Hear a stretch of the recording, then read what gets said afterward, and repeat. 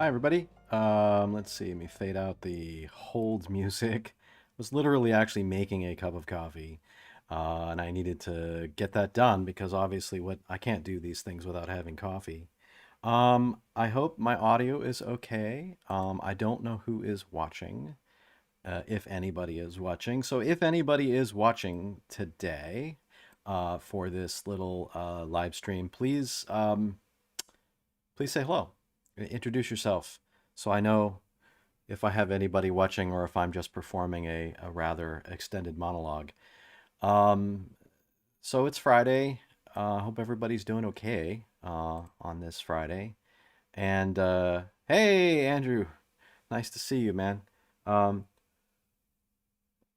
so you can see I've got my coffee here. Let me see if I can see myself with my coffee. Yeah, there you go. So that's not the name of this particular segment. This is Composer's Coffee Break. So I am drinking coffee, but this is Composers at Home maybe drinking coffee. This is in fact coffee. I can't verify that coffee is in fact. Yeah, exactly, Andrew. Like that coffee is in fact being drunk during the Composers at Home interview series. So that's another story. Anyway, so I've been using Dorico now for 6 months, roughly 6 months. And in fact, my descent into Dorico madness began more or less at the same time that COVID kind of hit us all. And it was not coincidental. It actually was sort of planned. I planned to dive into Dorico during my spring break week, which was in early March, and just I've owned it. I've owned Dorico, actually a copy of Dorico, since it got released in 2016. But I, like many of you, who were not early adopters of Dorico, kind of waited for Dorico to uh, develop itself and get to a point where I felt like I could use it. It had a lot of promise, but it also had some things, at least early on, that were deal breakers for me on switching over from what I was using before, which was Sibelius. So if you're a Sibelius user currently, or a Finale user for that matter, and have been on the fence about Dorico, maybe this will help. And I'd like to answer questions too. I'm going to go over a few things that I've noticed, both pluses and minuses about the program, now that I've had some more time to experience it. Um, I don't have an agenda. I'm not here to convince you that Dorico is somehow the best notation software ever. That's actually not the point of my little broadcast here. My little broadcast here is actually just an informative one. That's all, just information, and all, hopefully helping, because maybe it may be for you out there, if you're using music notation software, it may be that your music notation software, if it's not Dorico, is working just fine. Um, and I always tell people that the best tool is the one that works, and that's pretty true. So um, for me, it Dorico became compelling enough for me to actually make the effort to begin to learn it. And then once I started to learn it, I then began to see a whole bunch of like really amazing things that I could do with it that helped me as a composer, um, and and helped me um, in ways that Sibelius and Finale didn't, in terms of the way that Dorico does things. Okay, but it's not perfect, of course. So anyway, I'm going to. I don't have like a really whiz bang, fancy schmancy kind of presentation. Other than I have a few slides that I put up over on on a PowerPoint, just to kind of keep things a little organized.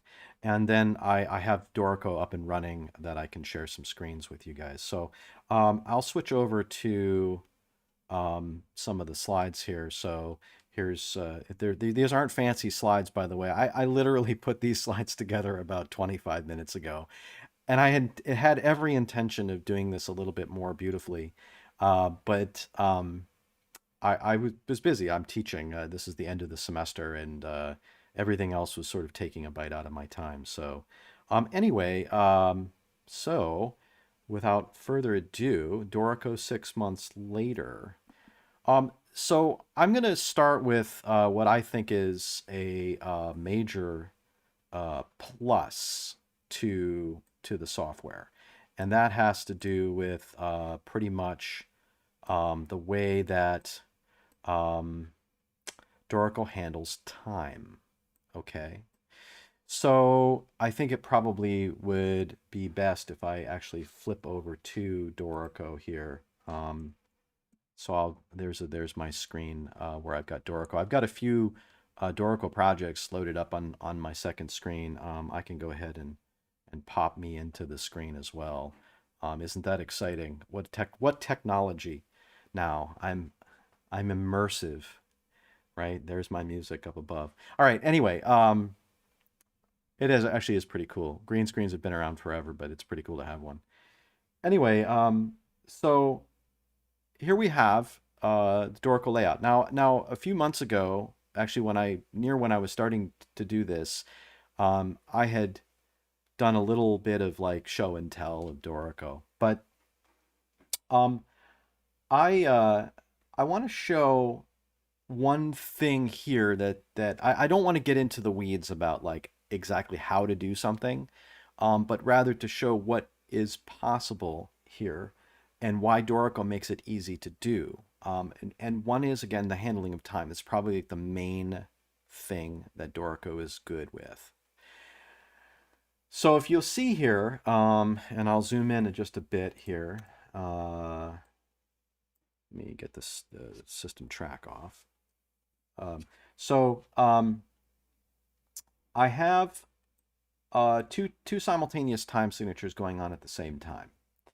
In fact, I've got multiple time signatures changing and everything like this. Now, I'm not doing this musically, by the way, to be avant-garde, even though it is a homage to Elliott Carter. So, but I'm not trying to be Elliott Carter at all. In fact, my reason for doing this musically has to do with the fact that I am working with a couple of different time streams, but it's not Carter-esque, but whatever. That's a whole other story.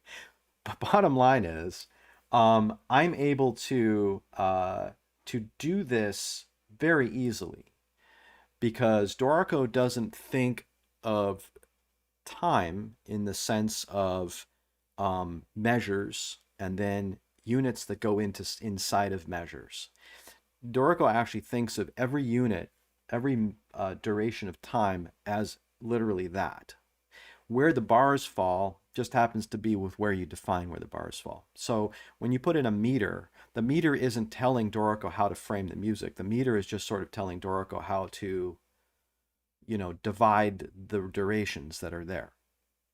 So it's kind of a little bit like a DAW. As a matter of fact, if I go to the play menu here, and it's not, things aren't expanded for you here, but you'll see that you can actually look. Let's see, my hand just disappeared. So there's the limit. You can see up here that Dorico,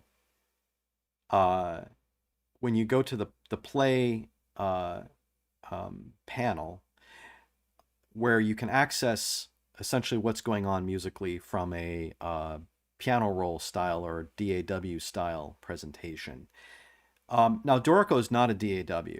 Okay, it's a full-featured music notation editor, but they did build this into the back end, and part of this has to do, I think, with a little bit of that connection to Cubase because Dorico's parent company is Cubase.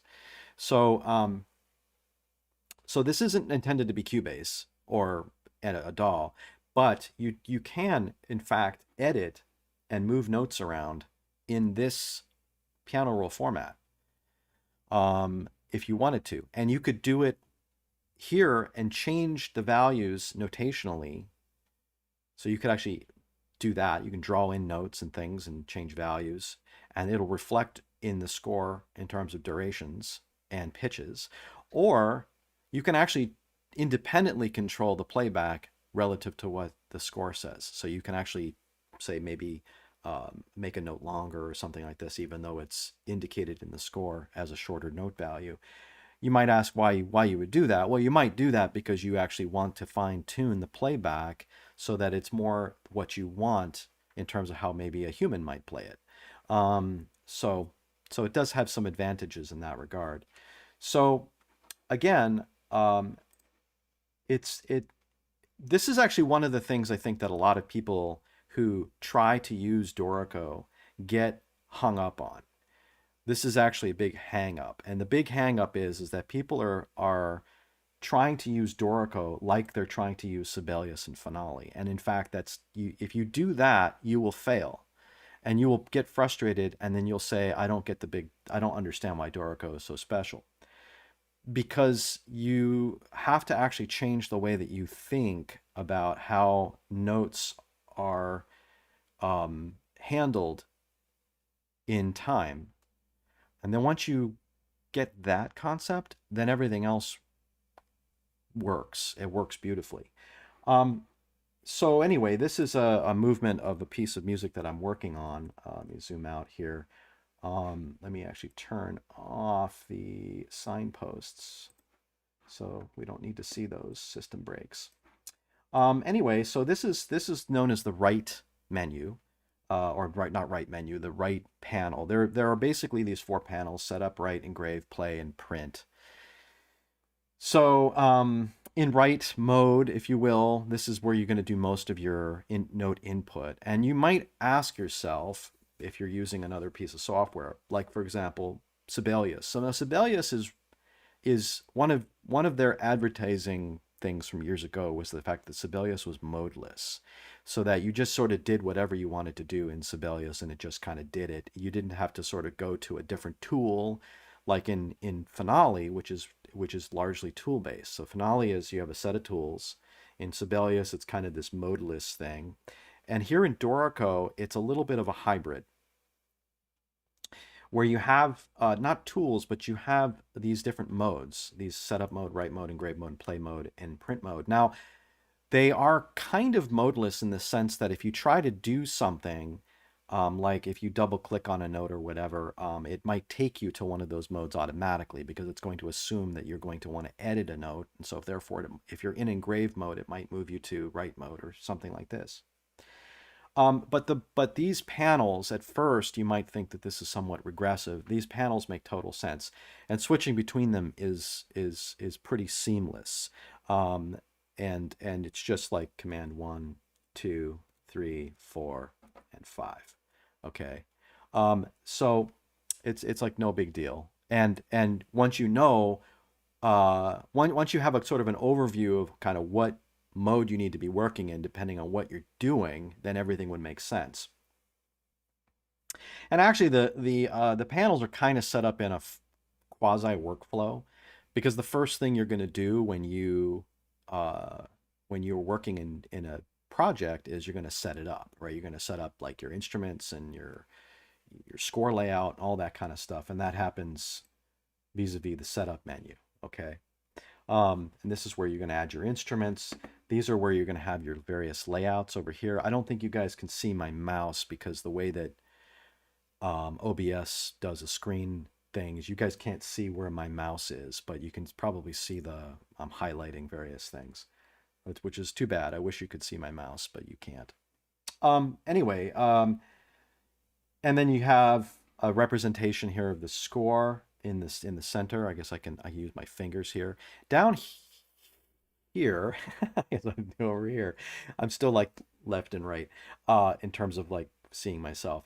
But down here, these little panels down here, these are flows. Okay, so that's another thing that Dorico does, which is relative to time, is that Dorico, instead of having like separate files, for example, for different movements of a piece. Or in Sibelius, you might have one file that has all your movements in it. Dorico allows you to set up different flows of music, and these flows are often going to be movements of larger pieces or perhaps songs as part of a set. Um, you can kind of imagine flows in any number of ways you want. They could be independent bits of musical material that you're working on, kind of like a sketch that then you copy and paste into some other places. The ways of using flows is really quite dynamic, and really up to you. I have chosen to use the flows down here. Let me turn that on. I've chose to use flows to set up different movements. And so if I double click on or click on a different flow, I go to a different movement in the score. Okay. So there's that. And the other nice thing about flows is that flows, you can independently adjust certain parameters. So with a flow, you can do things like change your layout. So let's suppose you have a movement of music where, or a song or something in your piece where you're only using a subset of your total number of instruments. So in that flow, you can do a layout that hides those instruments, so you're not having to see all those instruments. You can also change global layouts over here, on the layouts panel, and you can switch between layouts, which basically also means things like parts. So like up here, I clicked, I've got, and I'm going to show you layout, something in another piece with layouts that might make a little bit more sense, a practical approach. But in this particular piece, I don't have any specific layouts defined, because I don't really need to. The only thing I've done is that in this solo viola movement that has yet to be finished. Okay. One thing that I can do here is I can choose which players I want in this particular layout. So obviously, if I don't want the violin player there, boom. So now that's an example of where just in this layout, in this movement, that the violin is not present. I don't want the violin to be showing in the score, for example. But that's, of course, your choice. If you want the violin to be showing or whatever, that's your choice. But that sort of allows you to do, allows you to be very flexible with how you're handling your instruments from layout to layout, or from flow to flow. So there's that. Anyway, and then the write mode, like I said, the engrave mode is where you're going to do all your little fine tuning in terms of positioning if you need to, defining system and page breaks that if you want to override any of Dorico's decisions. Now, Dorico, like Sibelius and I think Finale now, tries to make fairly sensible decisions about where systems should break and so forth. But there are times when you want to override it. And very specifically in this movement, because I'm working with these two kind of independent but yet working together pieces of music, I really had to decide very carefully and very musically about where I wanted to have those page breaks to be. So I did pretty much override every not only page break, I mean system breaks. I had to override almost every system break that there was in order to make it look the way I wanted it. And that's very easy. That's just kind of like with Sibelius, you select an object, and then you just do basically what's called a frame break or a system break. Frame break for page breaks, system breaks for system breaks. But the other kind of interesting thing here is, like down here, for example, like one thing you can do is, well, this might not be the best example of this, but like if I'm working on, say, let's say, and I kind of don't want to do it because I don't want to ruin anything that I'm doing currently, but let's I'll just do an undo here. So you see this blue box? This blue box. So the way that Dorico handles pages, okay, so that's another thing to get used to, is that Dorico handles music flows and and handles the content of the music in the flow, kind of like you um, page layout programs do. So if you've ever used like Adobe PageMaker or what's the new Adobe page application? I can't remember the name of it. Um, it's not Dreamweaver or anything like this. It's whatever, like a page layout application where you paste text in, you paste graphics in, you move things around. Basically, this is Dorico's design philosophy when it comes to page layout. Okay, so this blue box here represents a frame, and this is a frame of music. And a frame of music here is not fixed necessarily to the page in the sense that I can I can make some global adjustments that fix all the frames to pages, but I can also move them independently. So I can resize a frame of music to be anything I want. Okay. Now you're going to say, well, where's the rest of the music? Well, it's just like in a page layout program. Hi, David. You can, this music isn't destroyed. It's just that it can now, it spills over. So you see it spilled over to the next page. Okay. It's just like a page layout program. And so this kind of allows you to kind of independently position things around, move, you can move your music around, you can shuffle, you can actually create new flows. Now I shouldn't use the term flow because flow is used for a whole chunk of music, but you can move these frames of music around. You can copy frames. So you see over here, this is a frame chain, in other words, a chain of music, and you can actually define what flows and what players are in this frame chain of music. So it's really actually incredibly powerful. Let me undo the mess that I've made. Okay, because I actually don't want to do that. So these blue boxes essentially represent boxes of music, of the music that you have in there. And again, these are independently adjustable, and you can make them do whatever you want to do. Now, if you're not doing that sort of thing, everything that's sort of default will work perfectly. You won't worry about it. It's not like you have to do this every time. It's just that if you want to override something or you want to make something look different from on a page by page basis or even on a flow by flow basis, you can do it. And that's really cool. The green boxes up here, these indicate text frames. So just like you have music frames that are blue, you've got text frames. And I'll show you this over here on my prefatory pages. So one cool thing is that you can define templates for things like your title page and prefatory pages, and then you populate that with text from your information, from your score setup. And I'll go and change, let me go here and okay, so what I've done here is I've just double clicked on a master page. Okay, so you can also define different page layouts. And then you can actually insert page layouts anywhere you want in your score. So if you have a different, let's say you have a section of music that has a different page layout, and then you want to go back to your other original page layout, you can absolutely do that. The other cool thing you can do is like I defined a prefatory page layout and I defined a title page layout. So on the title page layout, I set things like size, font. You can put graphics in here, and I'll show you graphics, by the way. You can put like, say, a logo. I don't happen to have a logo here, but you can put a logo in. You can do all that kind of stuff.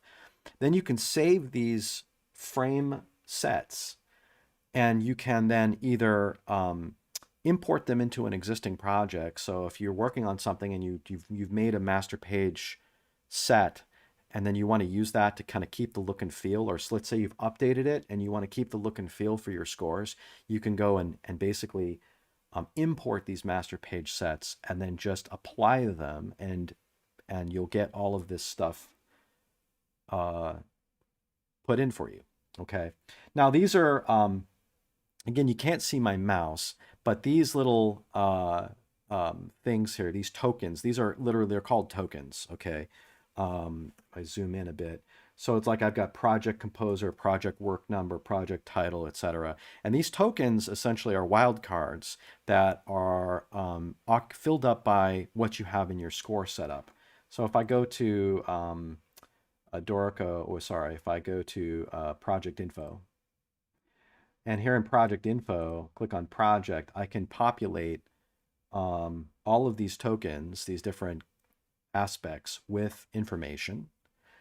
And then each flow actually can have independent information. So if you've got a series of songs and you've got different, let's say, not only different titles, but different, maybe different arrangers or composers or whatever, you can actually create then headers or templates or headers or pages that have all that stuff in there. And then you can just populate each, as each flow happens, you can just have it there. I hope that makes sense. I hope this is making some sense. Again, I'm not trying to teach you how to do it. I'm just trying to show you what I've learned and what I think is our strengths. These are definitely strengths of Dorico. So let me go back. Let me close this and go back to the actual music. So again, it's populated. My hand's disappearing. I wish I could. It's still not going to work, but it's populated. It's populated the title and the subtitle and of course my name and publisher information. It's populated it into the title page that I defined, okay, that I set up for myself. And then over here, I can also override. So any flow or any page, any master page can go anywhere in your score. So I can have, if I wanted to have another title page, so in the middle of the score, I can just go ahead and put one in there. No problem, right? Or a blank page or whatever the case may be. Blank pages are easy. You can insert blank pages anywhere. Just like you can in any page layout application. Let's see if I have some questions here. Oh, David says hi. If there are any questions as I'm doing this, please please let me know. That's what I'm here for. I would feed off of questions as well. Okay, cool. Let's go back to write mode for a second and let me fly over to some music here. So without sort of beleaguering things a bit, just to get back to this idea of time and how Dorico handles time. This is not, by the way, this music isn't finished. So, you're just seeing me mess around with sketches at this point. But I've got these eighth notes here, right? Now, if I wanted to change any of these eighth notes, like if I wanted to say, change my mind and I wanted to make that a quarter note, it's a very easy thing for me to do by just making it a quarter note. I just hit a key on the keyboard that's mapped to a quarter note. Now, what it's done by default is it has, and I'm pointing to it. You guys can't see me actually pointing to the screen, which is kind of silly. I should be doing this. What it's done up there is it has changed that to a quarter note and then clipped off the stuff to the right. And that's you would expect that kind of behavior. But if I wanted to shift everything over, okay, then I do this. Now what happens is everything gets shifted over. I notice the view just changed, just flopped along. Okay, yeah, there we go. Just what popped out. So now what happens is I went to what's called insert mode. And insert mode actually will then shift the music dynamically. And so what's happened now is everything's now shifted over by an eighth note because I've literally added an eighth note. And notice that all these were half notes. All these half notes have now turned in, they've all been shifted over. You can actually stop that. Why not use your cursor to point? Andrew, I am using my cursor to point, but OBS doesn't capture the cursor for some reason when I'm doing a monitor, like I'm sharing my second monitor with you, and I'm moving the cursor around. You can't see the cursor, and it's not like Zoom where I can have an annotation thing, and that's why. I haven't figured that out. Maybe there's a way to do it, but for the last 6 months that I've been using OBS, which is Open Broadcaster Studio, to do these things, my mouse never appears. So that's a problem. But I'll select on a note. There we go. You can see it turn orange. All right, so it does things like that, which again can be acceptable behavior. It can also be not acceptable behavior. It just depends on what you're trying to do. Uh, Generally speaking, what DORICO will do is it will shift everything over until the next time signature change. That's generally its behavior. Sometimes it works, sometimes it doesn't. But it generally speaking, like if you've got a time signature change, everything to the left of that time signature change will shift, but then it'll kind of stop at the time signature, kind of assuming that the time signature is kind of a wall that you don't want to cross. But the cool thing about this is that you can make wholesale changes to your music, shift things around that become incredibly easy, as opposed to like copying. If you've ever done this kind of thing in Sibelius or Finale, it becomes a huge pain in the ass. Yeah, probably. If somebody knows, by the way, if anybody knows how to make the cursor appear in OBS on a second screen share, I would love to know that. I would love to know that secret. So that's actually this is what this allows me to do as a composer. And again, I don't want to. This is not me teaching you how to use the software, but I'm just going to tell you one great thing. And by the way, things like time signature changes are like you can just change your mind. You want to change one thing, do anything, it'll just do it. It won't complain about it. If you've got tuplets, the tuplets will go over the bar line if they do shift. No problem. No complaints. So what it allows me to do as a composer is to free write in the software. Like I can go from sketch mode on the piano, which I have a whole bunch of sketches, and then I can free write. I can put all that stuff in without worrying about what the time signature is going to be. In Sibelius and Finale, you're forced into a paradigm of knowing exactly, or at least defining roughly what your time parameters are. And then you kind of have to work with that. So if you want to do a time signature change, yes, you can, and it will rewrite. You know, that's been a thing that's been around for a while, but it's not really like if you want to just like freely add things, it becomes a problem, right? These do become problems. And the other thing is if I just want to write without any time, that also is a problem in a lot of these softwares because you in a Finale and Sibelius because you have to fake it. Now let me show you an example of that.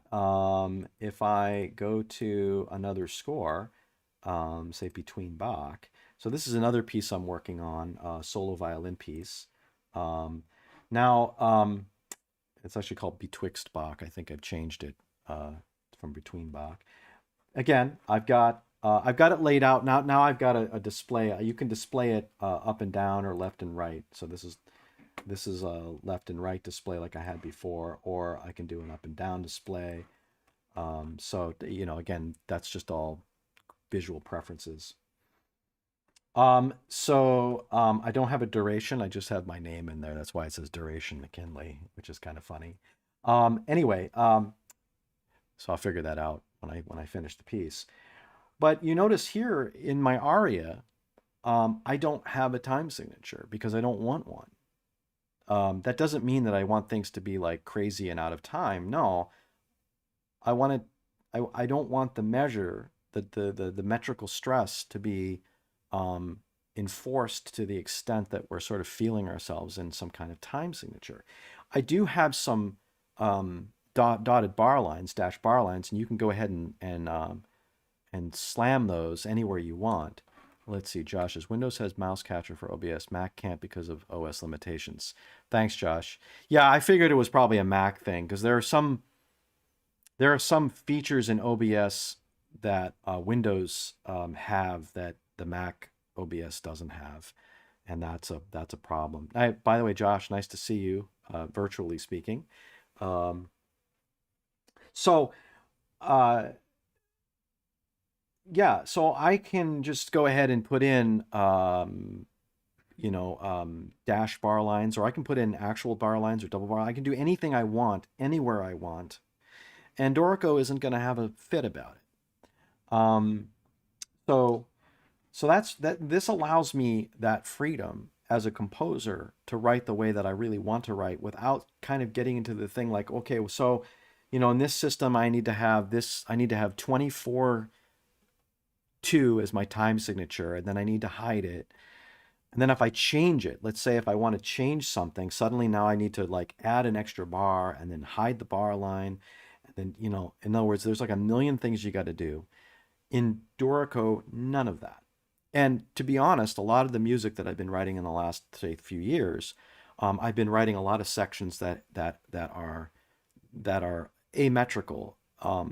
And so whenever I've faced that situation as a composer using Sibelius, man, that was always like dreading. I dreaded it. I was like, I know what I want it to look like, but boy, I hate this. I hate this with a huge passion because this sucks, and I got to do it, and I got to figure it out.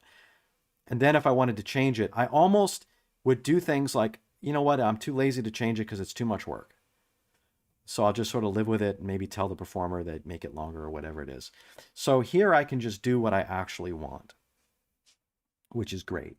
Um, so um, so then there are other things, again, this is all asymmetrical, but it's in time, and so I can do things like these repeat structures and then have these lines. And now here's the thing I wanted to show you about layouts, and this is a little bit of a limit, not a limitation, because other software don't do this elegantly either.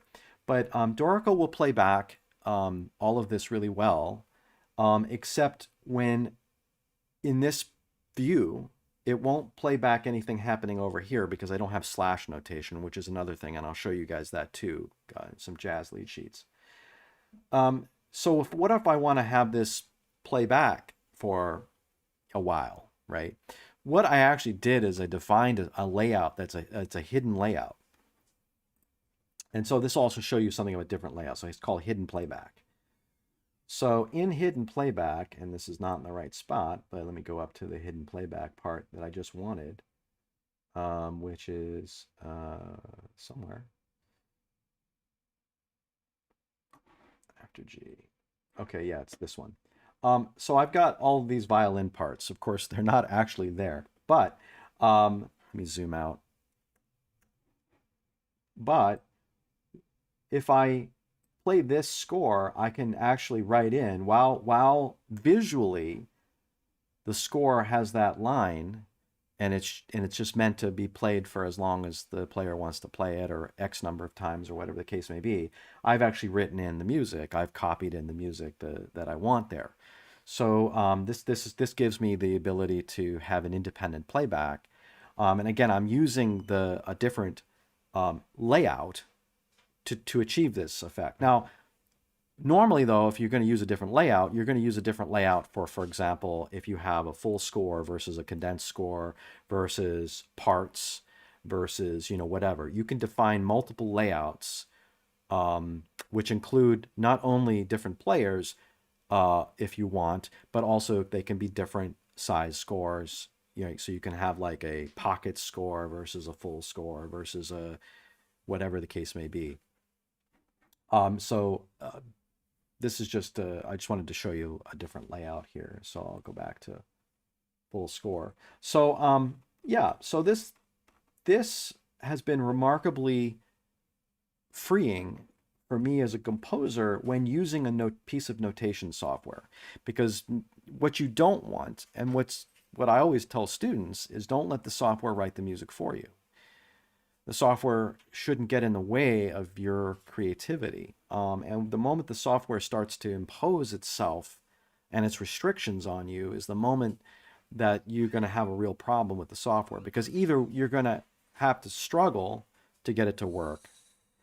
And the second thing is, or you're going to just be lazy. You're just going to say, fuck it, I don't have time. I'm just going to do what the software can let me do, and then I'll explain it to the performers later or whatever the case may be. Hi, Kyle. Um, how have you found the sounds in Dorico? You might have discussed it yet. I didn't. Um, uh, I use Note Performer. So those of you who I guess you could, if we can take a show of hands, I feel like I'm in a conference.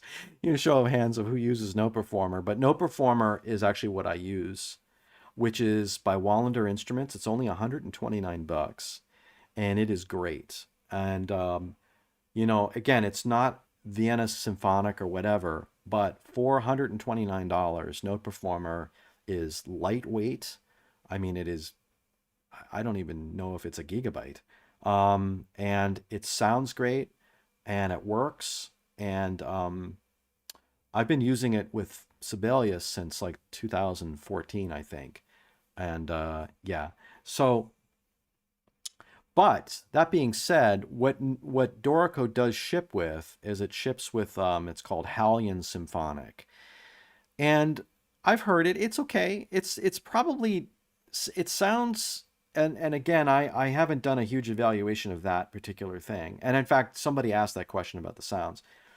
Hallion Symphonic sounds an awful lot like Sibelius Ultimate sounds. Um, yeah, um, Josh, that's a good point. Yeah, I don't know about Elliot. But regardless of software, no performer. Yeah. Yeah, I agree with you, Josh. I found no performer like I feel like I'm not missing anything by using no performer. The sounds are great, and so I can endorse that.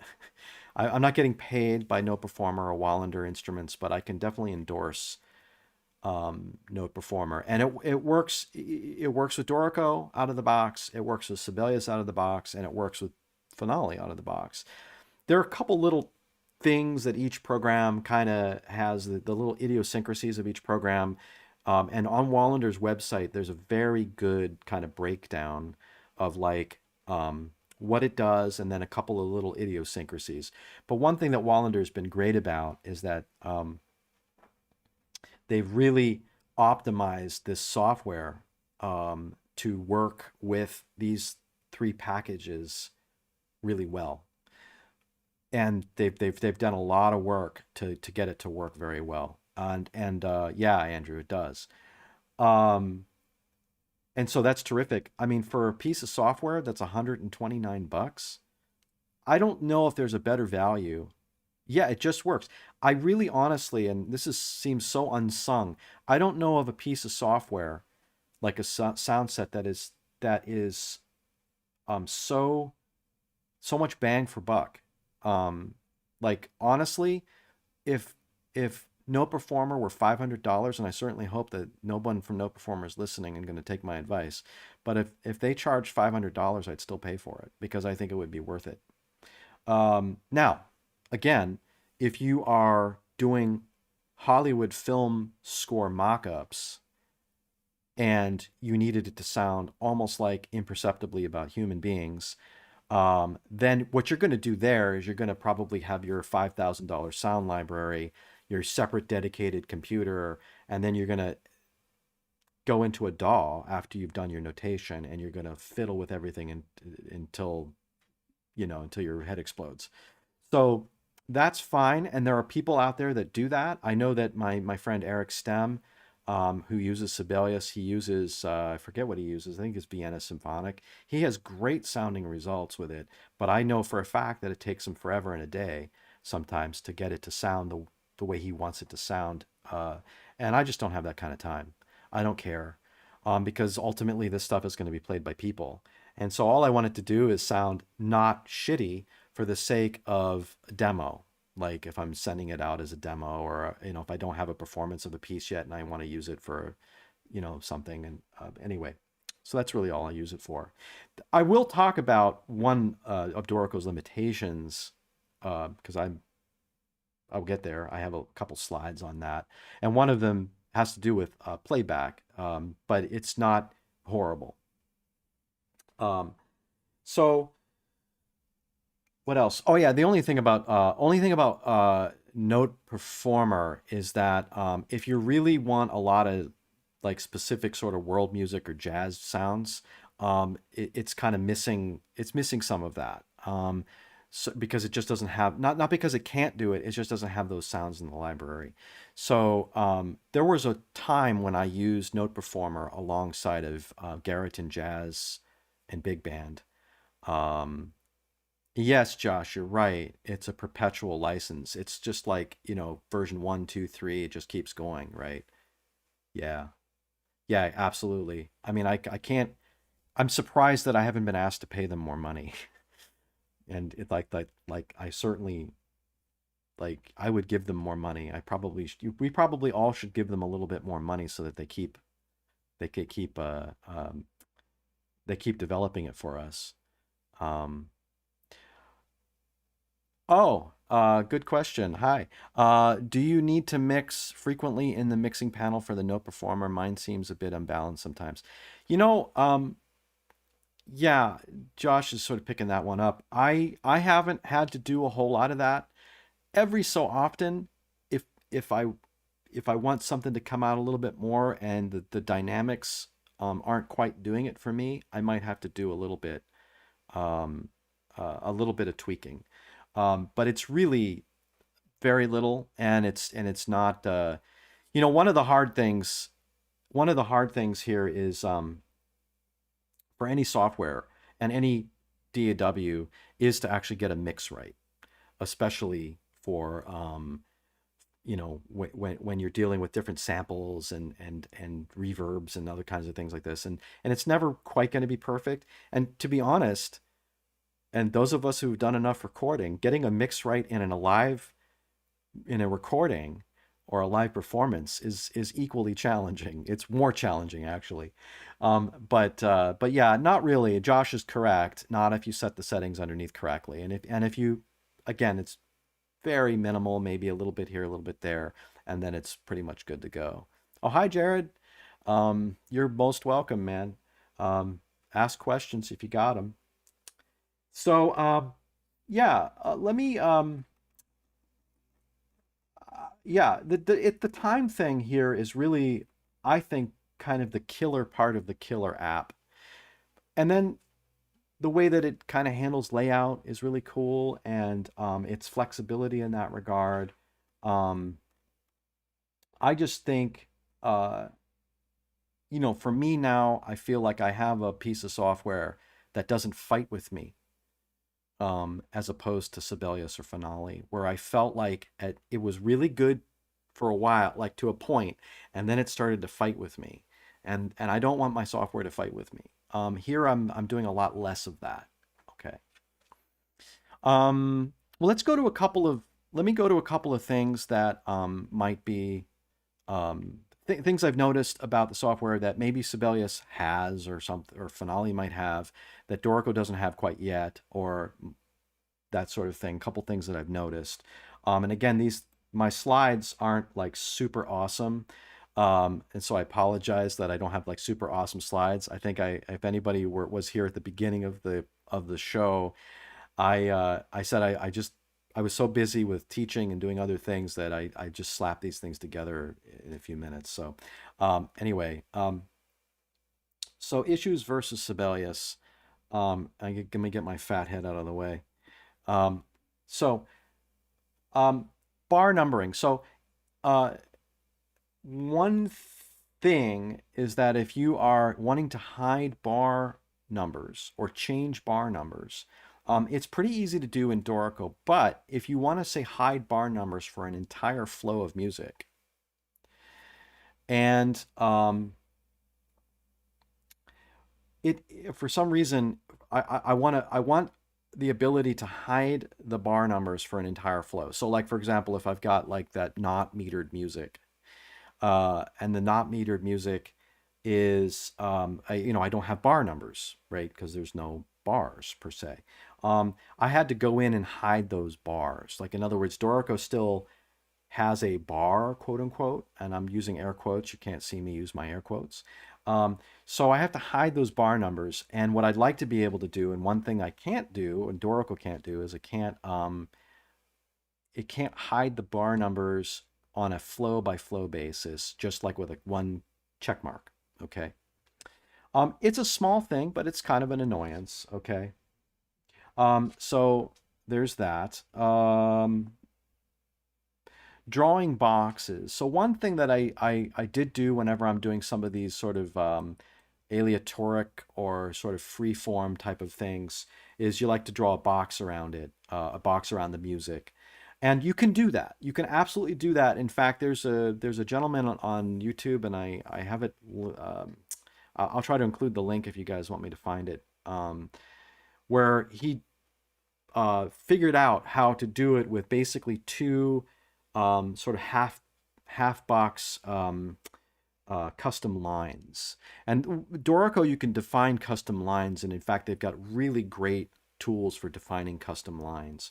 But the box, like just like in Sibelius, like how you can just draw a box, you can't do that yet. I'm expecting that to happen very soon. I'm expecting in any next version for them to have a line tool that allows you to draw a box freely around the music. You can draw boxes around texts because you can define text boxes, and so you can put box around text, but as far as putting boxes around music, it's a little clunky still yet to do that.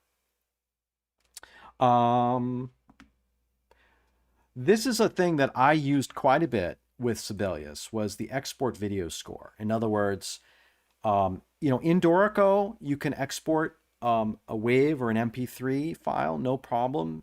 That's great, it works great, but you can't export a video of your score.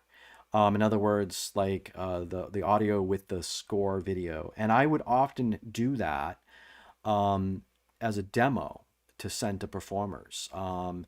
Now, it's a kind of a small thing in some ways because you can just send the score and the recording.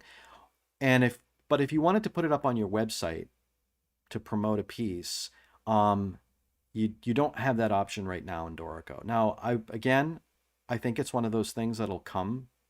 I don't know when, but I think it probably will. People have asked for it. Yes, it is sad. And let's see, Josh, you have a question. Hold that. I'll answer that question in 1 second. Let me just finish this. So, the workaround, there's not a workaround inside of DORICO, but a workaround would be to export your audio file and then save your PDF, and then use an application like OBS to record your video in real time and just flip the pages with like preview. Okay, and I've done that, and that's my workaround. It just a little extra work. It's not automated, but it still gets you a usable result. Okay, and so if you would like me to show you how to do that someday, let me know, and maybe I can do a video on how to use OBS to create, quote unquote, scrolling scores. It's not that hard to do. Anyway, so there's that. And then there's the house style. So let me pause for a second and see Josh's question. As far as ease and speed of input is concerned, would you say that DORICO lies? Where would you say the DORICO lies compared to Sibelius and Finale? So that's a good question. Now, I would say that if you're used to using Finale or Sibelius, and you've gotten fast at it, and then you go to use DORICO, it's going to be way slower, of course, because you're not used to using DORICO. And as I said at the top of the show, DORICO handles time in a very, very, very different manner. So the problem I see people on the DORICO chat boards, the Finale, Facebook page or whatever, people are saying, I downloaded the demo and I can't get anything to work, and I hate and I hate DORICO because it just doesn't do what I want it to do, yada yada yada. And most of the time, the reason why people are get frustrated is because they try to make Dorico work like Finale or Sibelius, and it doesn't. And that's actually a really good thing. So Josh, once you've wrapped your head around how Dorico handles time, and maybe at the end, I'll just input some music, and we can just do that together, and you can kind of see. But once you get around that, then it's really fast. Like once you get your head wrapped around that, and then you get it, like you kind of go, I see how this works. Then it's really fast. And I would say I am not missing anything in terms of speed of input. And as a matter of fact, because Dorico is more flexible time wise and in terms of being in step with my creativity as a composer, and I'm not having to like fight with it, like defining weird time signatures and shit like that. I find myself just not worried about it, and I just write more freely, and then yeah, it's pretty quick. Um, Maybe we'll do something at the end of the show. Oh, hey Graham, wish I could watch this live, but I'm giving proficiency exams all day. Oh man, that sucks. Sorry, dude. I'm not giving proficiency exams, so I win. Anyway, so um, the house styles. Now, boy, this is something I really wish Dorico would do, and I think they've hinted that this is coming. Um, so in Finale and Sibelius, and I know in Sibelius, I'm not entirely sure in Finale, but you know, if you have, let's say, um, an exact look and feel for your score, like your house styles, right? You can save them as a kind of a thing, right? Like as a file, and import them into any new project you're working on. And that's pretty awesome, right? So here in Dorico, you can import and export page sets, master pages, and that's great. But the one thing that you can't do is import and export specific house styles that you might want, like for example, how you want the time signatures to look, or whatever. Like now, if you've made a lot of changes, if you haven't made a lot of changes from what the sort of usual settings are, it's not really a problem. But if you want to make a lot of customization, it becomes a pain in the ass. And so there's no way to kind of quickly export and import all of those settings.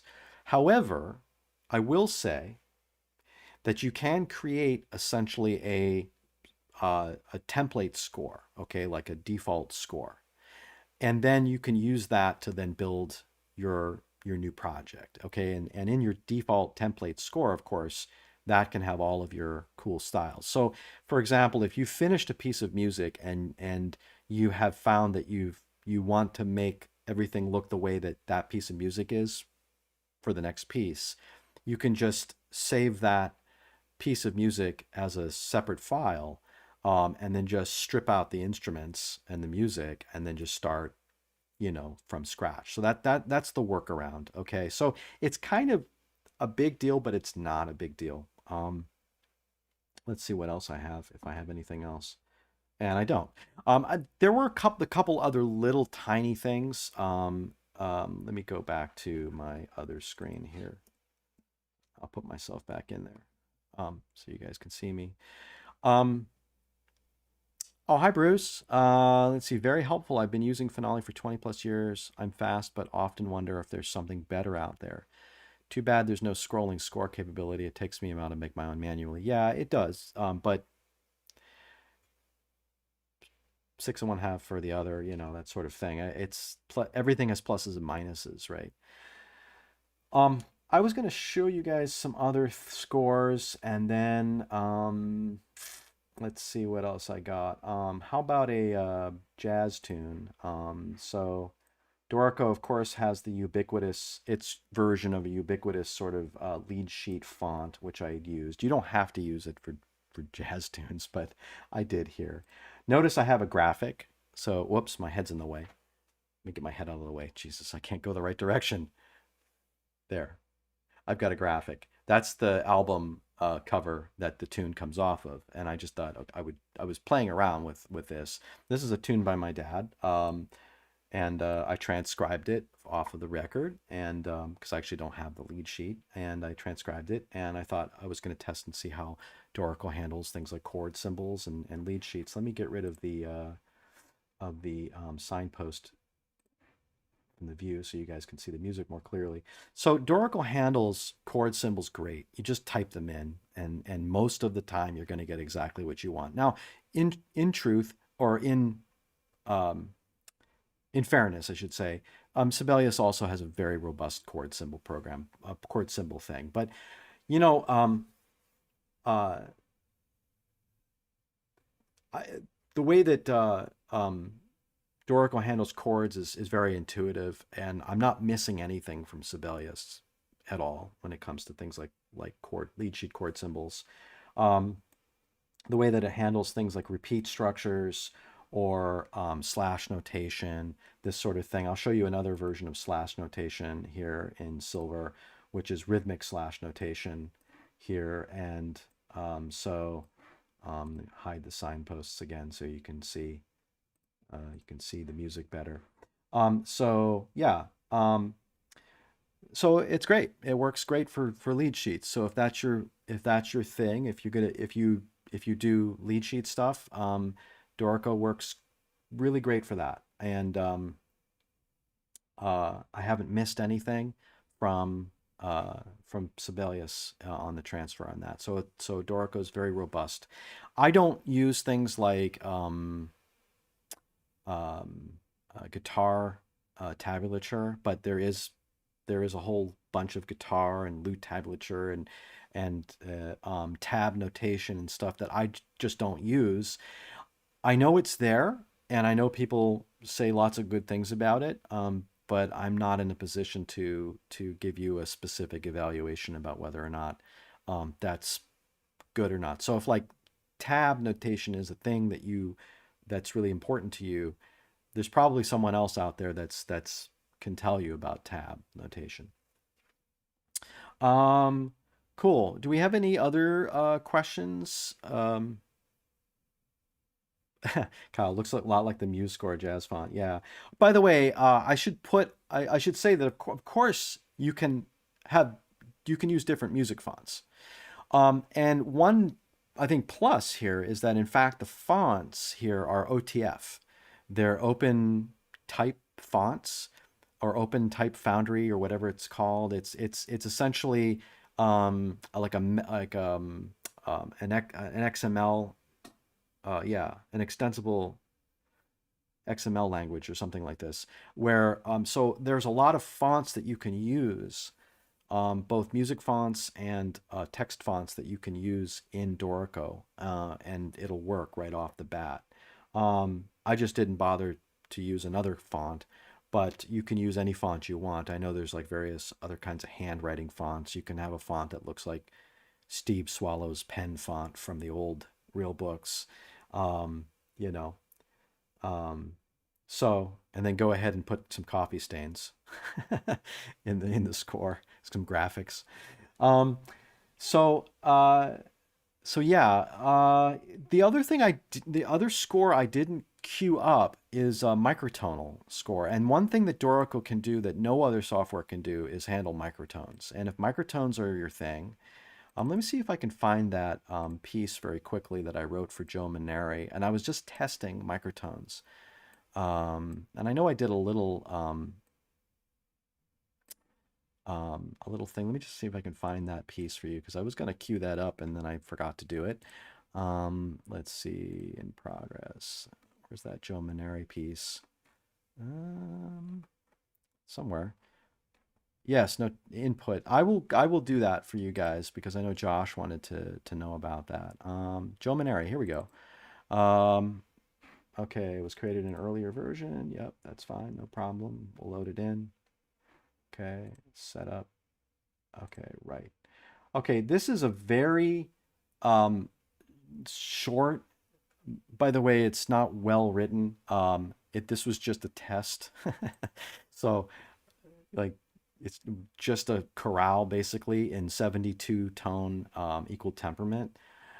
And I was using the Ezra Sims 72 note EDO notation. So you can see I've got, unfortunately, my mouse, you can't see my mouse pointer, but you'll see that I've got arrows and things and the funny little arrows for Ezra Sims notation of 72 notes to the octave, basically 6 tones. And I defined the 6 tones um, in as a tuning system, as a tonal system. And so you can define almost any kind of tuning or tonal system you want. Define what, how many cents it is relative to a pitch or whatever the case may be, or how it divides the octave or whatever the case may be. And it doesn't have to be evenly divided. And you can define an accidental that goes with it. And then you can write that way. You just write it and it plays it back. And it will play it back without any fiddling on your part. No tweaking with things like control changes or anything like this. I mean, this plays back. Maybe I'll just play it because it's very short. And so I wrote it for sax quartet. There's actually some of these microtones are not playable, but I just picked sax quartet because Joe was a sax player. If anybody knows who Joe Maneri was, Joe was a teacher at New England Conservatory of Music, and I actually took my harmony classes from Joe. And so he died about 10 years ago, and I just wrote this because I wanted to see actually a 72 note. Okay, Kyle, I have to leave. It's very informative. Makes me want to grab a version of Dorico. Yeah, man. And if I do watch this later, if you want to see me input stuff, but grab the demo and see if it works for you. So anyway, if you want to hear how microtones, yeah, Andrew, you're right. Joe was absolutely a master. So this is a 72 notes to the octave, and it'll just play. And this is Note Performer, by the way, playing it. So it's Note Performer sounds. I'll mute myself.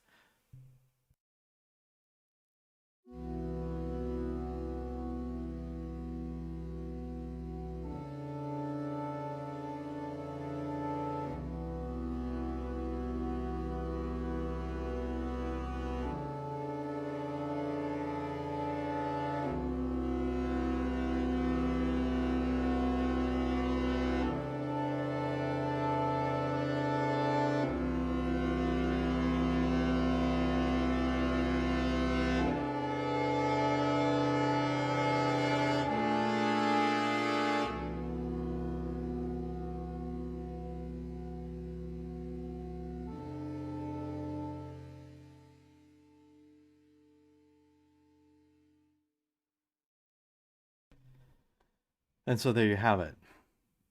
I wrote it with a little chorale, just basically 3 chords, and then I just kind of did some tuning tweaks to it. Yeah, and that's, by the way, that's Note Performer. So yeah. If any of you want to write 72 notes to the octave, I have that tuning system. And by the way, those tuning systems are importable and exportable. So the tuning systems and the accidentals you can import and export. So if somebody's already defined a tuning system that you want to use and has accidentals associated with it, that is importable and exportable.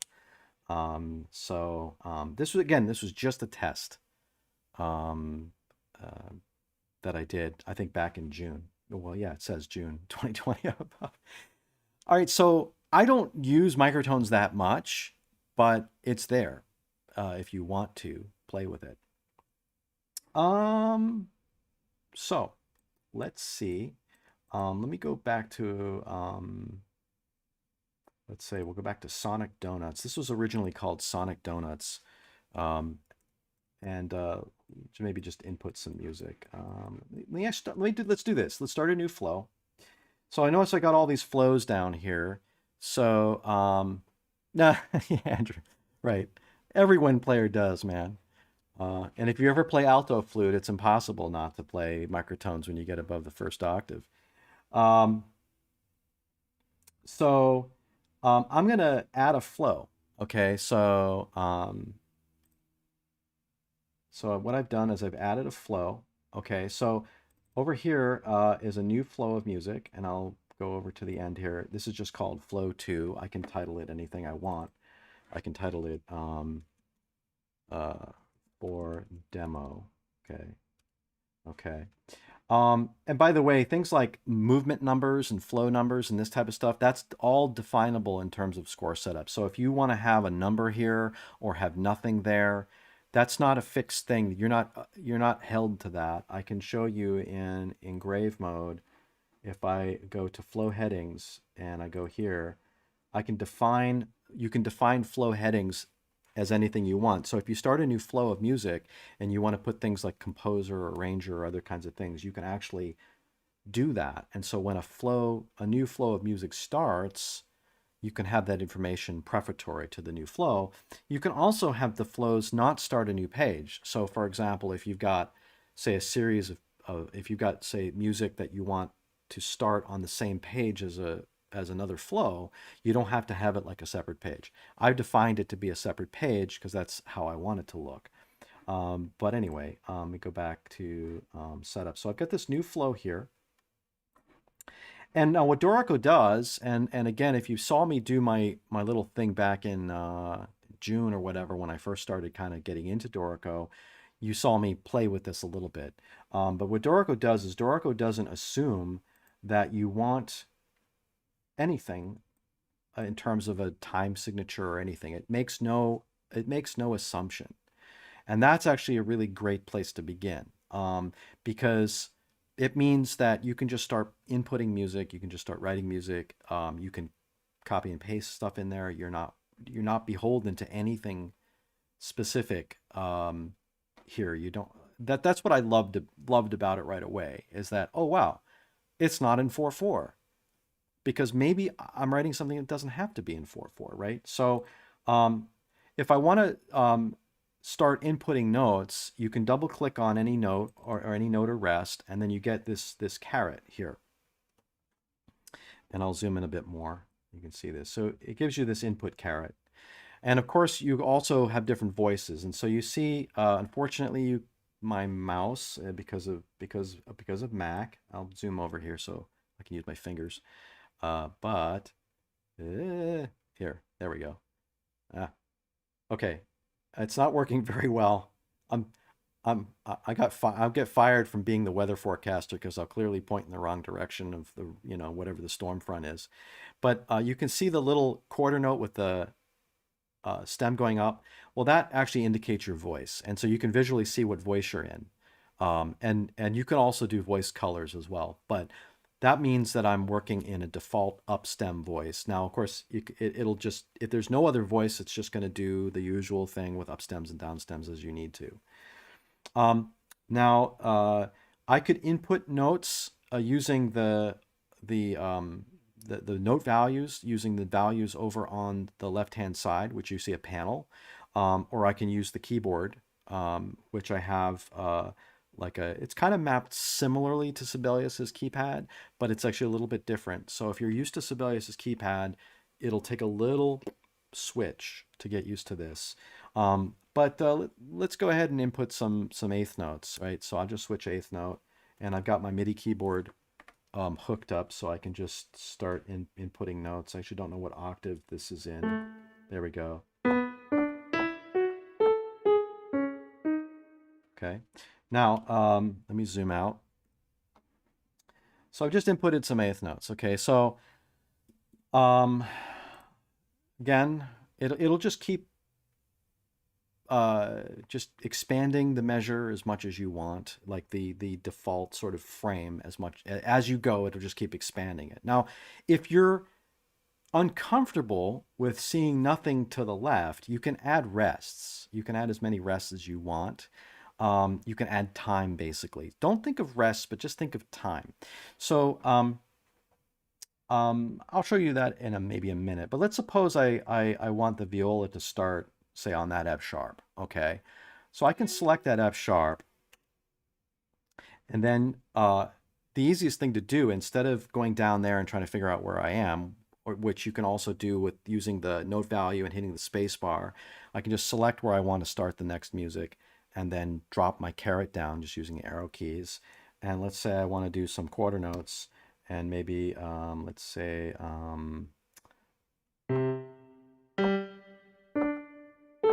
because we all know violas can only play open strings. So, and there we go. Now, all right, so let me slur these guys here. So select the notes. Just like in Sibelius, you hit S, it gives you a slur. Let's suppose I'm doing these as pizzicato.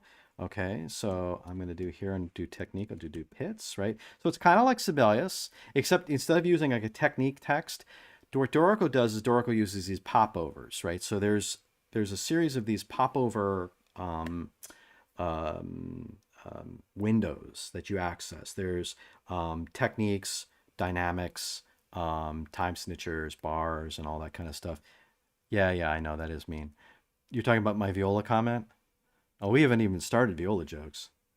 Okay, so um, yeah, yes, they are. But the funny thing is that they've heard it before.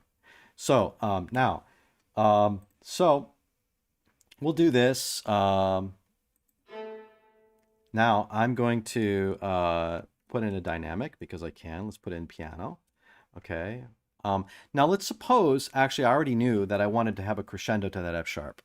Okay, so let me delete that and let's do a crescendo to F sharp. So dynamic. So here, unlike, yeah, Josh, you mean like hitting like D for D? Yes, it does. Absolutely. In fact, I'll do that in a second. Let me put a little dynamic swell in here. So let's do piano, crescendo to forte. Okay, so then it puts in piano, crescendo to forte. Let's suppose I want to rest here. So one thing that DORICO does that trips up new users who are coming from Sibelius and Finale is that Sibelius and Finale expect you to input rests. In DORICO, you don't input rests. You just put you input music where you want it to be, and DORICO will deal with the rests automatically. So for example, I don't have to input a rest. Like say I want a quarter rest, and then I want to start inputting new, say there, I want to put a quarter rest in. I don't have to put in an actual rest. All I have to do is move the caret to where I want to have new music happen. And so what I can do is I can do a number of different ways. I can, of course, advance the caret, and the advancement lines are going to be based on, you guys can't see it, it's very small, but in the lower left-hand corner, there is a little 30-second note. I can change the resolution of this grid from, I think 64th notes up to like double whole notes. And so you can kind of change that resolution if you want. Okay, so you can use the arrow keys to move along that grid. So I could do that, right? That would be kind of, I think, more clunky if I wanted to do something like that. Or the other thing I can do is hit a note value, say a quarter note value, and then use the space bar. And the space bar, when you use the space bar, it'll just advance the caret by whatever the current note value you have chosen. And then here I can input some more music. Let's suppose actually I want to input dotted quarters. And I want to do maybe, let's say, all right. Now you're probably wondering, why is there a double sharp in there? Well, it's thinking, spelling is always going to be an issue for any software you use because spelling is an issue even whenever you're not using software, right? Are you spelling harmonically? You're spelling melodically, right? So what DORICO's doing is it's looking at the context, and it's sort of seeing what the context is. So you're kind of in the sharp world, right? But that's super easy to change. If I wanted this to not be a double sharp, or let's say I wanted to respell all of that, I can just do so very easily by, there's just a quick little key command. It's like, enharmonic up, enharmonic below, and you can actually cycle through enharmonics. I can go to that enharmonic, I can go down to that enharmonic. Okay, so it's very easy to do. Obviously, if you are working with a key signature, specifically a key signature, so right now, by the way, DORICO assumes there's no key signature, so it's working in, what Sibelius or Finale would have. You do atonal or whatever it's called. It doesn't assume anything until you actually tell it that there's something there, which I find really great, because I don't want it to assume that I'm in C major. I don't want it to assume that I'm in 4/4, right? Because I might not be, right? Let's put a slur in there. Let's maybe put in, say, an accent there. Let's make this forte. Let's maybe do a decrescendo to piano. You know, so again, I'm just inputting notes randomly. Now, let's suppose, again, I haven't put a time signature in here, so I'm, you know, whatever. Let's suppose I want to repeat this. So I copy, right? Just copy it on the clipboard. And you can do option click where your mouse is, or um, you can do like a similar kind of thing where you can just position the caret and then do a paste. I'm going to do a half note rest and then put in the thing there. And of course, it's copying everything, right? So I don't need that pizzicato there. But let's say I want, oh, let's suppose I want this to be a different dynamic. Let's suppose I want that, let's say I want that dynamic to go up or down. Well, actually, I have a keyboard shortcut for this, but I want to show you in terms of editing positions. Like if I go to, let's see, where is that? Dynamics. I know there's one where you can actually do a increase or decrease of dynamic tension. Like in other words, you can like I can go from whatever the dynamic is, I can go up or down on the dynamics. And I always forget where it is on the menu, but I do have a keyboard shortcut for that. Very quickly, I can fly over to the keyboard shortcut, and I can go here and whoops, I need to select it. Okay, let me select the dynamics, and it's not doing it for some reason. The keyboard shortcut's not working.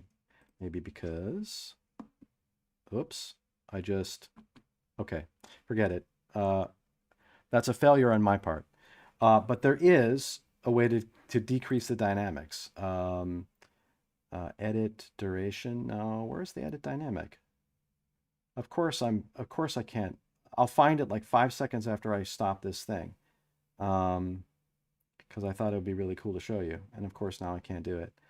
The beauty of live dynamics. Here we go. Increase and decrease. That's it. There we go. Let me decrease dynamic sensitivity. Okay, that's what I meant to do. All right, so you know, and you can see the keyboard shortcut. It was like Command Option equals sign or whatever it was. So all of these things you have keyboard mappings, and you can of course change keyboard mappings if you want to your preferences. Josh, I didn't answer your question. Yes, it does. I know I said it, but I will. Let's do say D, and I'm just hitting the keyboard the keys. So I did D, and then I did F, E flat, and F. You can hit Shift for flats and Option and stuff like that to get accidentals. So yeah, you can absolutely do that, no problem.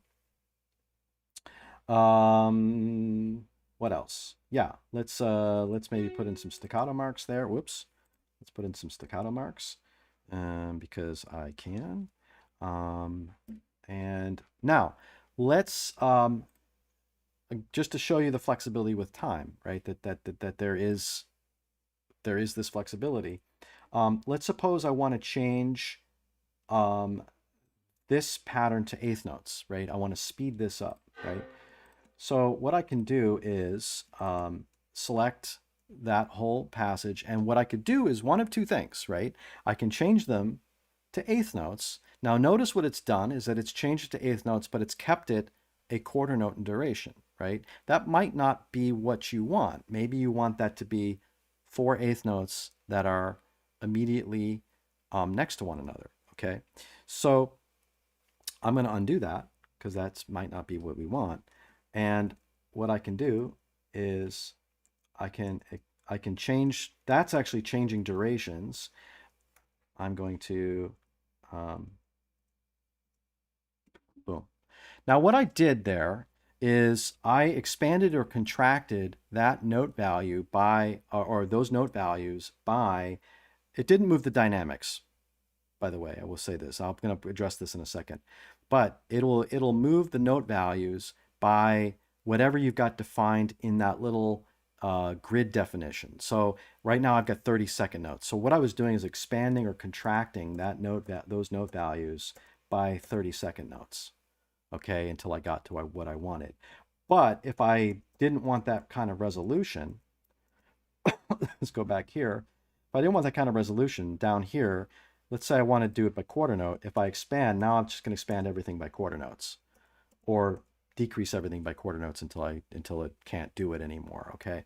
So this down here is, and this is actually, there's a keyboard command for shifting this, which I believe is, I think it's command. Yes. No, it's not. It's like command shift something or another, bracket left, bracket right, that sort of changes the resolution. But let me go to something sensible, like say 16th note. Let's suppose I wanted to insert some time here, but I didn't want to change everything to the left. Oh, I'm going to talk about dynamics. Yeah. So the one thing it doesn't do effectively is that you can change note values freely and everything like this, but the dynamics, for some reason, and this is an annoyance, this is an admitted annoyance, the dynamics don't also freely move. And but the dynamics are alterable by the same mechanics.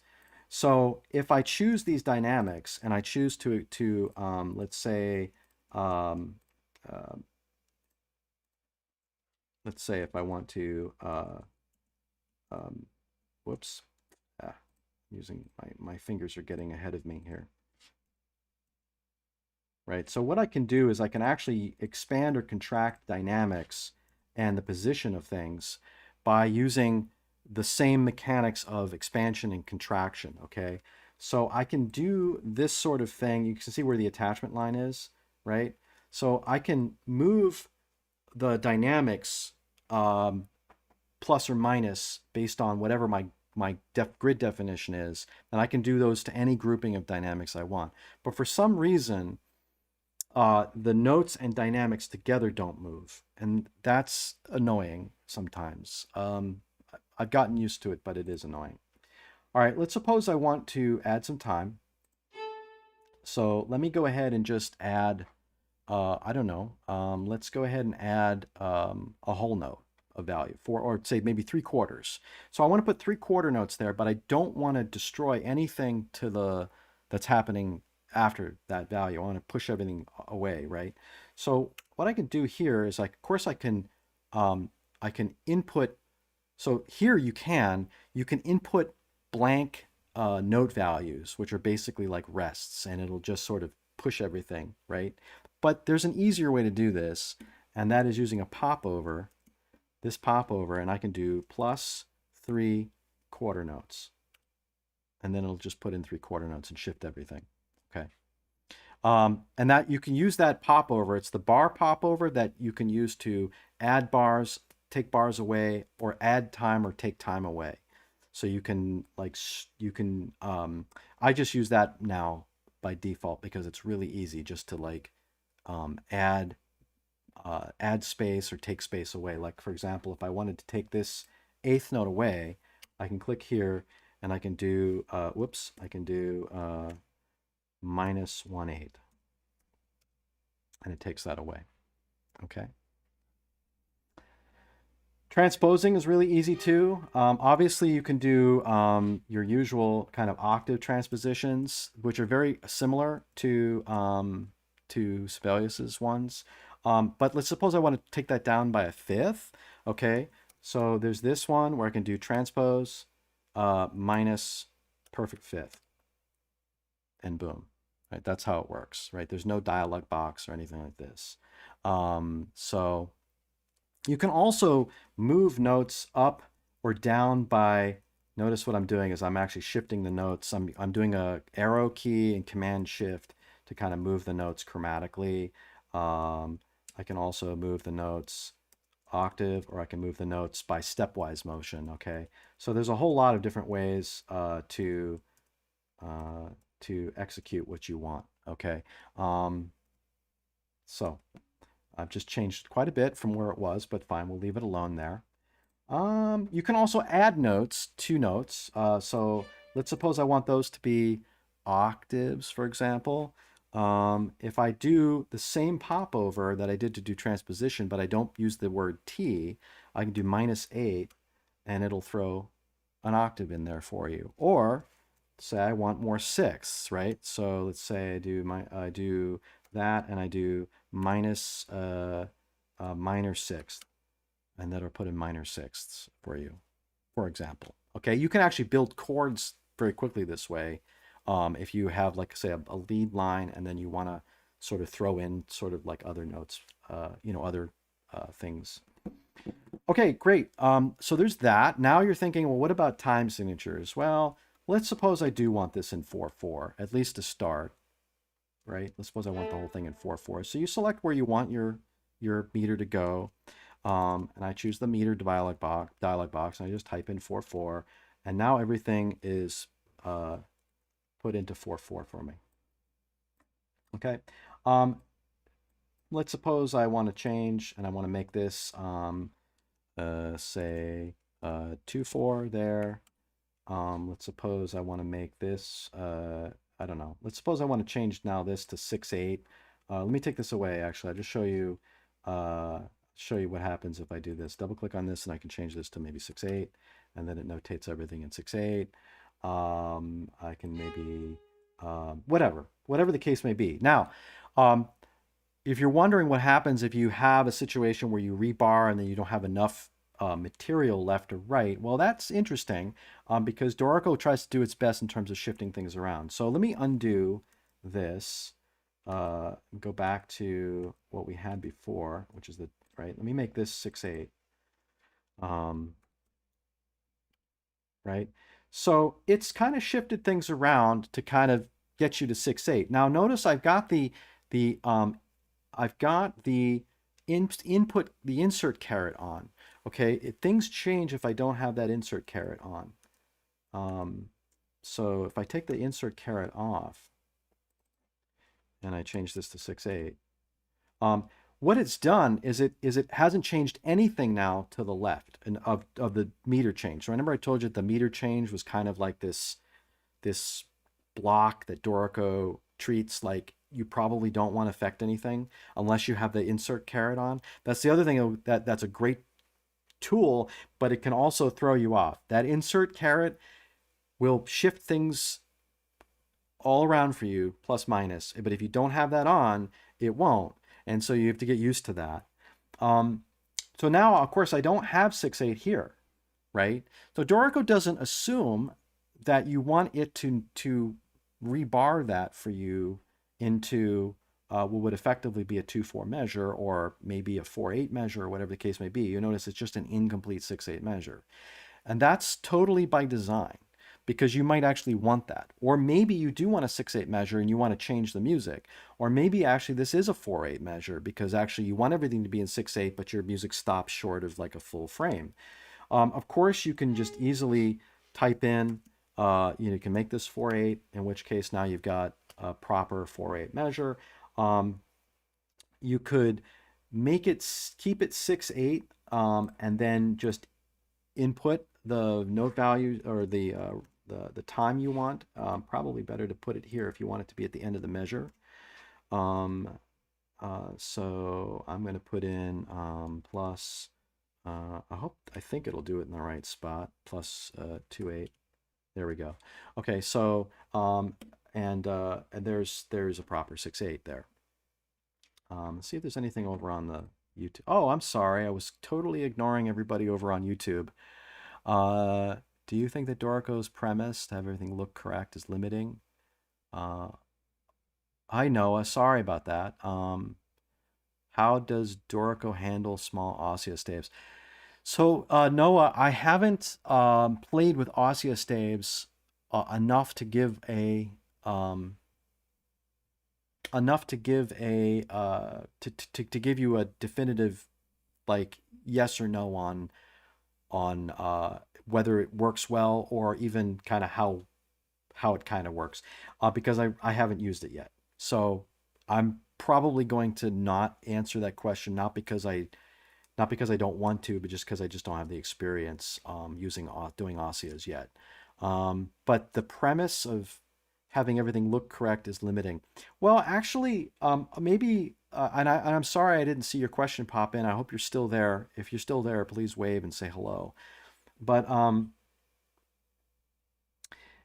it isn't limiting, and I hopefully when you just saw me put in all this music and sort of mess around here, that you've noticed that it isn't limiting. It's not trying to make everything look correct in the sense that it's trying to make assumptions. It is trying to assume that you want music to be notated correctly. In other words, that it should follow the conventions of music notation, but it's not assuming anything in terms of what you want in the music notation, if that makes any sense. Okay, so we've written really awesome. I'm sure this is going to sound great. Um, we don't have a template defined or anything else. Um, so let's go ahead and put in let's say we'll call this amazing. Now, you can type in a tempo marking. I actually don't like doing that because what I prefer to do is actually use this panel down here, which you can, which is I just hid. It kind of has like all of the nitty gritty information about all of the music and all of the notation. And so like if you select any object, you're going to get different things. Like if I select this, you've got all of this stuff and it's instrument dependent. So for example, you can define your harmonics into with strings or guitar or whatever, and it'll notate it correctly. But if I do a tempo marking, you notice here that I can define the tempo marking down here, and I can choose whether I want to show it or not. So you can type in like a thing like amazing sky. Okay, fine. What does that mean? Well, let's tell the performers that it's going to be 66 to the eighth note. And let's show the marking. But let's put it in parentheses and let's make it approximate, okay? And then you can also do like funny things like show the equal sign or not. You can use the approximate appearance. I can change it to a sign, or I can do approx, or I can do circa. I can do, I can like, oh, there's that one, the little sort of squiggly equals, right? So the thing is that Dorico kind of built into it has all these little kind of ways of displaying information that really kind of come down to how you want things to look. And while it may seem a little daunting, it really isn't once you get used to where things are. And like, so if you want it to show that in any kind of way you want, you can just do it. And I have found in most cases that I've not encountered a situation that it won't do something that I need it to do. I can almost always find it almost always has an option for what I want. So I'm going to switch over to one thing here to, let's do music. Okay. So there we have that. Yeah, let's play it.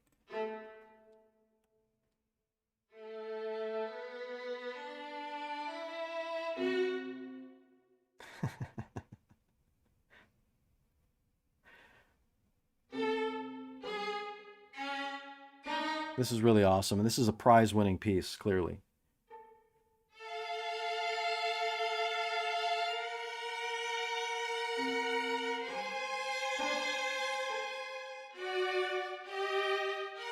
All right, great.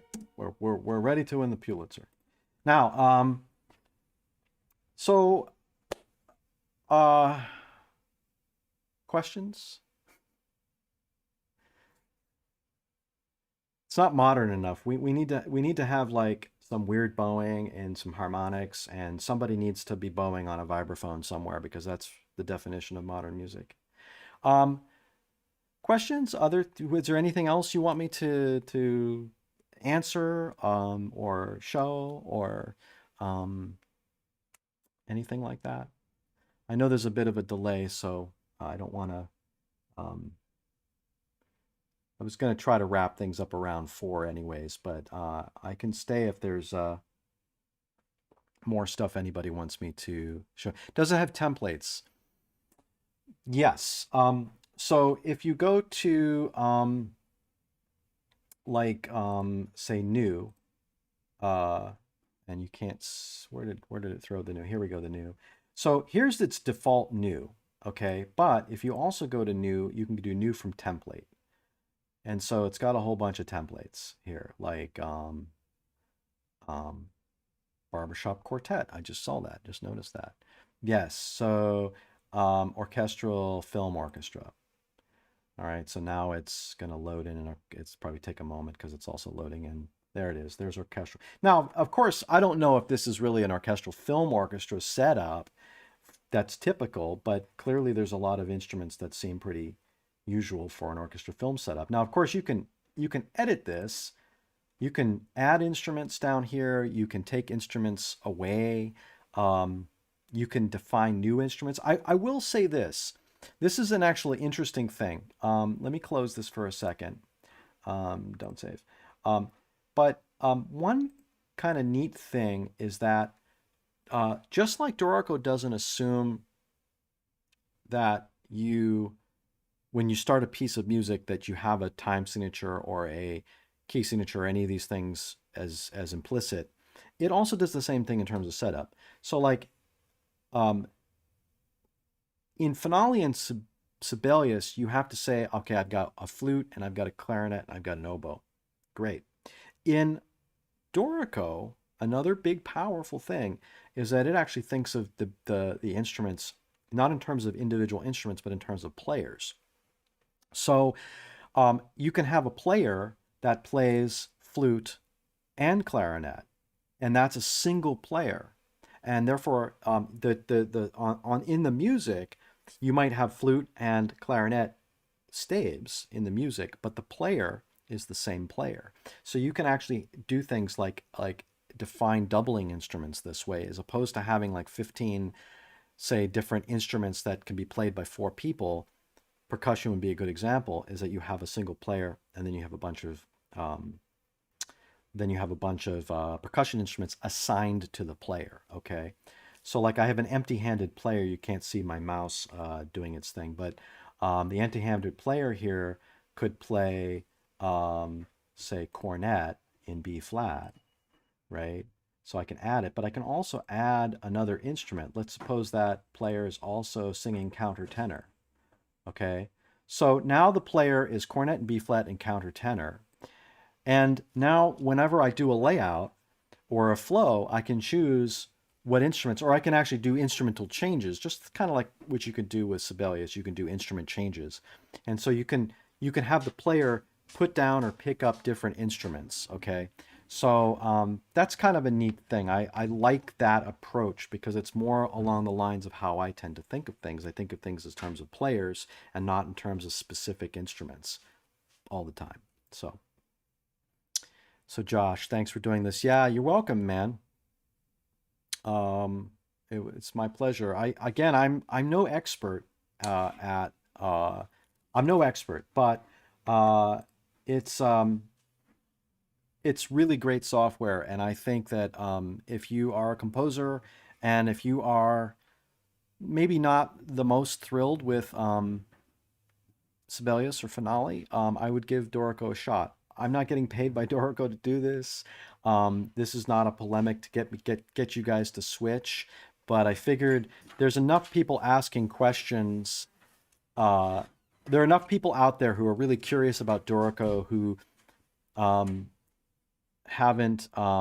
Yes, I can explain that, the idea of flow. I will do that just in a second. But there are enough people who are really curious about it and just, I think, are looking to people that they know and trust to kind of maybe not show them the program, but just sort of endorse it. And I do endorse it. Having said that, like I said at the beginning of the show, the the tool that's best is the tool that works. So if you're really good at Sibelius and you have no real reason to switch, then maybe there is no reason to switch because you've already owned it. You've already invested a lot of time in Sibelius or Finale or MuseScore or whatever the case may be. So the idea of flow, yes. So if I go to setup here, and this is where you're going to see all your flows. So down here I've got my different, let me zoom out so we can zoom out. I've got my different flows. So what a flow is, and maybe I can do this also with the Between Bach project, which also has a bunch of flows set up. So what a flow does, zoom out. Maybe I'll change it to this view. Maybe I'll do it in like this. Okay. Is a flow, I use flows to define movements. So a flow is basically a chunk of music. And so this flow that I've got highlighted after Sonata number 2 in A minor is a flow that's called after A minor. And it's a whole movement of music that I've written to come after the Bach partitas and Sonata number 2. So it's a movement, right? And here's my next movement, which is actually the next flow, which is after partita number 2 in D minor. So these are basically independent, if you will, containers of music. Now, of course, you can use flows in creative ways, like you can have a flow that's for like your scratch material, like sketch material, and I've done that. So I have a flow kind of at the end of the piece where I maybe put ideas. The flows are also independently movable. So here's another neat thing, is that let's suppose that I really realize that after Sonata number 2 in A minor, after A minor, this wouldn't make any sense because Bach's piece is in a particular order, but let's suppose I wanted it to come before, after partita in B minor. So I can actually just move the flow there, and now it's there. So now I've got this music occurring in the sequence of ideas. This music is now here, and partita in B minor is there. And let's suppose I want to move, say, this one over to here, right? And now it just takes a moment, it thinks about it, and then it moves it over there. So like your music on terms of page layout, your music kind of gets shifted around, your movements get shifted around, and the pages reflected accordingly, but your music itself doesn't change, right? You're just changing that chunk of music, right?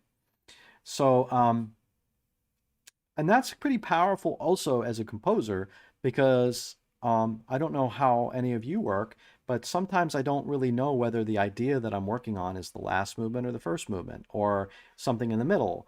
And so if I'm working on something and I'm in the middle of the process of working on something, I actually might later, maybe quite towards the end of the process, decide that, oh, you know what, this movement is actually the second movement, not the fourth movement. And so all I have to do is just move the second movement to the to where the second move the fourth movement to where the second movement is in the flows, and everything. I'm not having to copy and paste whole big chunks of music and rearrange things this way, which can be a mess in a program like Sibelius. I've done it because in Sibelius, usually you have one file where you have all of your music, and then, if you realize that a big section towards the end is actually going to come at the beginning of the piece, then, you've got a big problem because you've got to do all this kind of copying and pasting, and it's very easy when you copy and paste in Finale or Sibelius. It's very easy for things to get completely messed up notationally. I've had that happen before. So, yeah, thank you, man. I absolutely. It's my pleasure. Yeah, Sibelius is a mess. I've done it a million times because I've been using Sibelius for many years. I should point out that I've been a Sibelius user for 20 years, actually, now. More than 20 years. I started using Sibelius back in I started using Sibelius back in 1997. when it was on the Acorn computer. So that's dating me. And then I started using Sibelius on Mac in 1999, and I used that all the way up until basically this year. And don't get me wrong, Sibelius is great software, and Finale for all of I like to make fun of Finale a lot, but it's also great software, and it's come a long way. And it's been around for a long time. I've got a friend, my friend Dave Gaines, who probably isn't watching this because he's such a Finale nerd that he can't see his way around any other corner. He just thinks Finale is the bee's knees, and so fine, that's great. It works for him. He loves it. I always make fun of him for it, but nonetheless, he loves it. So, um, cool. Anything else? Any other things that you haven't seen or would like to see, or questions, general questions?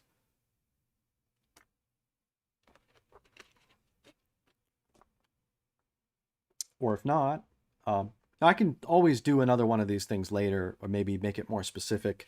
If you are watching this in a recording, and you've actually managed to get this far, because there's clearly nothing else on Amazon, or you don't have The Mandalorian to watch, um, and that sort of indicates a certain level of sort of sadness.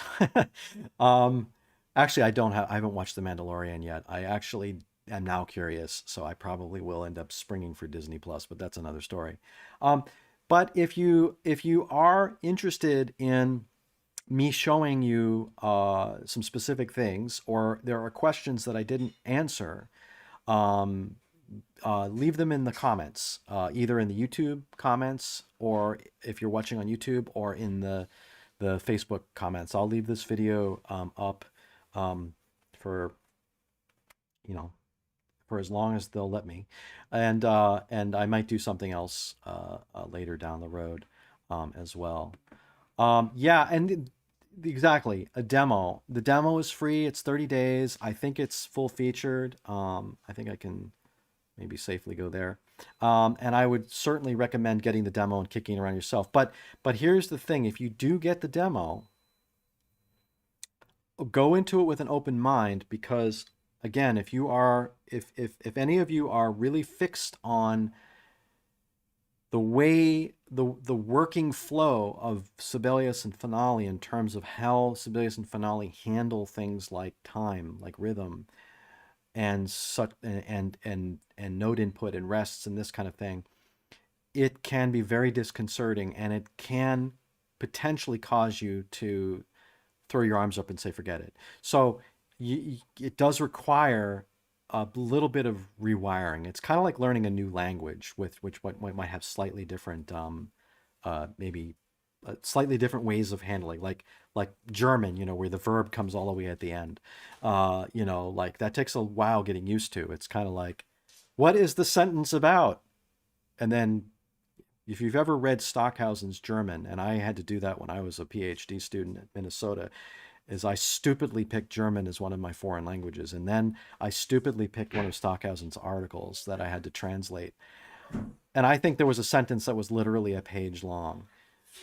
And so I got to the end of that page, and suddenly there's the verb, and it's like, oh, that's what he's been talking about. So that was a little bit disconcerting for me. So anyway, yes, Josh, hey man, I'm glad you were watching. And thanks everybody for tuning in. For those who did tune in, if I didn't get to your questions, like Noah over on Facebook, I'm really very sorry that I missed your questions. But hopefully I've answered them. Hopefully you'll watch, and we'll do more of these. I've